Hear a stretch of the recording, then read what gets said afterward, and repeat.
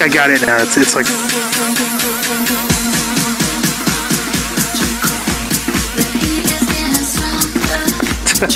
Oh, this is gonna be bad.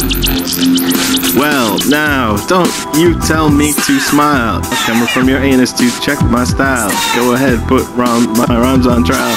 Cast you off into exile. I don't think I want to do this anymore. Yeah, it's working. It's good. Jazz and AWOL, that's our team. Step inside of the party, disrupt the whole scene. When it comes to beats, well, I'm a fiend. I like my sugar with coffee and cream. Well, I gotta keep it going full steam. Too sweet to be sour, too nice to be mean. It's the boys, let the drop. It ain't me. It's not me. I ain't no military son. It ain't me. It ain't me. I ain't no fortunate one. Yeah. It's not me. It's not. I ain't no milkmaid son. No. It ain't me. It ain't me. I'm no fortunate son. Bang bang, chitty bang bang, chitty bang bang, chitty bang bang, chitty bang bang. Oh, you pretty chitty bang bang, chitty bang bang. We love you, and then chitty. That's not right. You're far. But you got you there. What? In our ownership of all we survey. Oh, chitty bang bang, we love you. But karaoke's about making a fool of yourself because you can't sing. Right on. The lunatic is in my head. Lunatic is in my head. Turn it up a bit. And if the dam breaks open many years too soon, and there's no room upon the hill, and if your head explodes with dark forebodings too, see you on the dark side of the moon.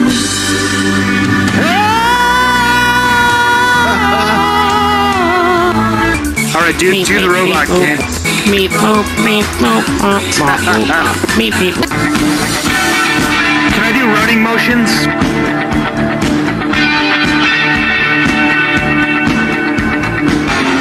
Run, run, run, run, run, run, run, run, run, run, run, run, run, run.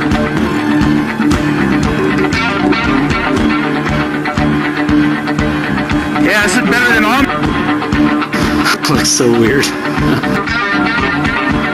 I close my eyes only for a moment, and the moment's gone. All we do crumbles to the ground, but we refuse to see our dust in the wind. All we are is dust in the wind.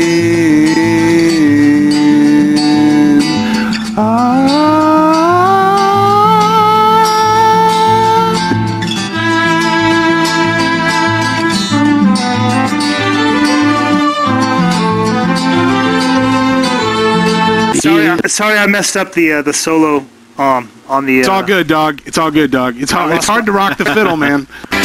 6 o'clock, TV hour, don't get caught in power. Time with such and burn, burn, turn, just until your soul turns. Don't burn, quiet, light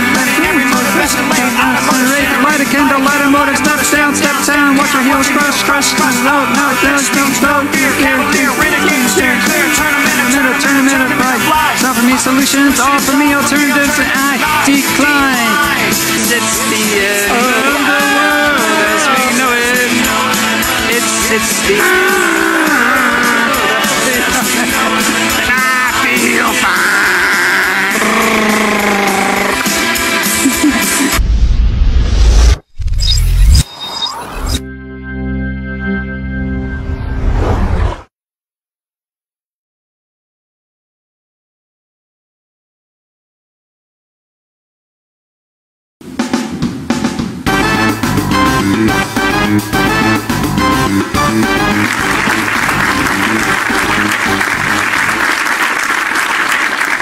So, I don't have a joke, but I have a really interesting story I can share with you guys. Yeah. All right. Well, it's actually something that happened to me quite a long time ago, actually. I was a senior in high school, and was driving down the road with a friend of mine, and we're cruising along, and we pull up to a red light, and we look in to the car to the right of us, and it was in the summer, and the windows were down.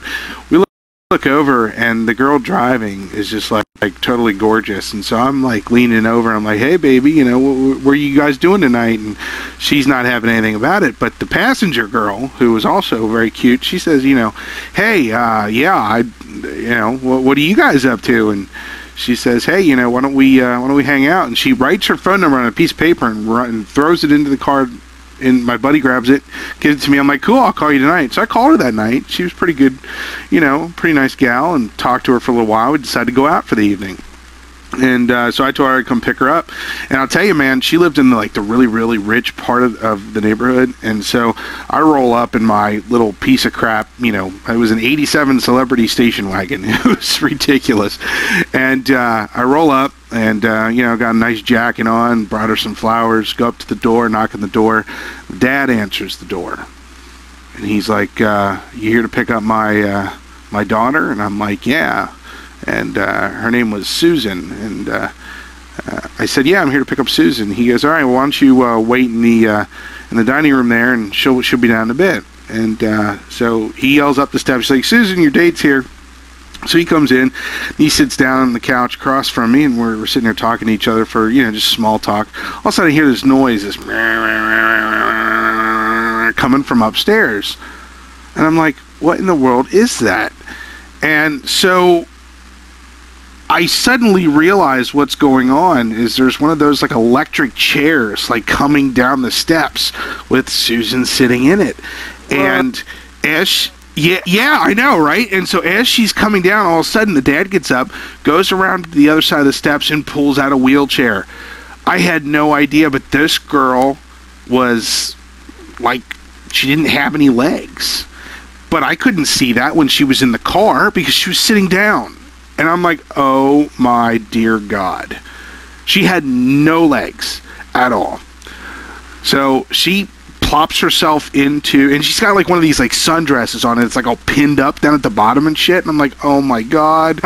So I know, right? And I'm like, and I'm a nice guy, so I wanted to continue with the date and everything. And so, you know, I wheeled her out. Luckily, I had the station wagon. You know, I helped her into the passenger seat and put the wheelchair in the car. And we went. And I had reservations at a nice restaurant, and we talked about it. You know, or we talked through the whole, you know, dinner and everything. Never once did we bring up the fact that she was missing her legs. It just really irked me that she didn't want to talk about it. She just pretended like it wasn't. Well, that they were there, not that they weren't there. And so that's fine. And so I was kind of getting a little uneasy about it because she wouldn't talk about it at all.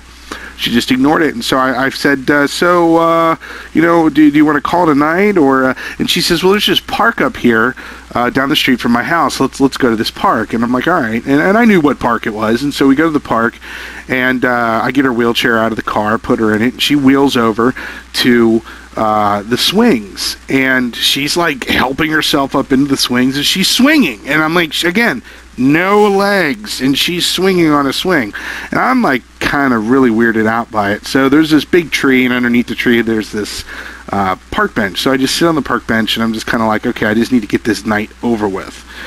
So I'm sitting there, and I'm just kind of waiting, and I think she could tell that, you know, I was a little weirded out, and she comes over, she gets back in her wheelchair, she wheels over to me, and she's just like sitting in her wheelchair right in front of me, and she's like, you know, what's wrong? And you know, I said, no, nothing, and she just starts crying, just like totally bawling her eyes out. And again, me trying to be the nice guy, I'm like, all right, well, just, you know, look, it's just a little weird for me, and I just, you know, we didn't talk about it, you didn't bring it up, I mean, I don't know what's going on here, and, you know, you don't need to cry or nothing, you're a nice girl, you know, maybe we can, you know, talk again and maybe be friends or whatever. And so, all of a sudden, she reaches up, and again, I'm under this tree. There's this branch that's right over top of the bench, and she reaches up and grabs this branch and lifts herself up onto my lap. And she is holding on to this branch, okay? And she starts undoing my pants, undoing her dress, and we start going to town. And I just suddenly got this huge, like, conscience, like, reaction. I'm like, no, this is wrong. I said, look, no, I can't do this. This is really weird. I feel like I'm taking advantage of you.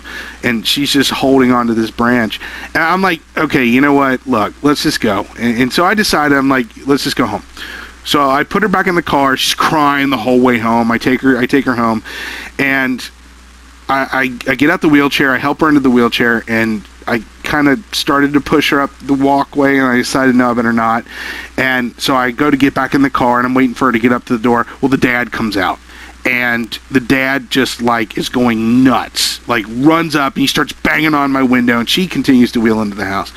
And he's banging on the window, and I'm like, oh, dude, do I just go or what? So, again, me trying to be a nice guy, wind down the window. I said, what? And he's like, why is she crying? And I'm like, look, man, I was like, it just didn't work out. We're just not compatible. And he goes, well, I don't understand. Well, where did you go tonight? And, well, you know, we went out to a restaurant, and then we went to a park for a little while.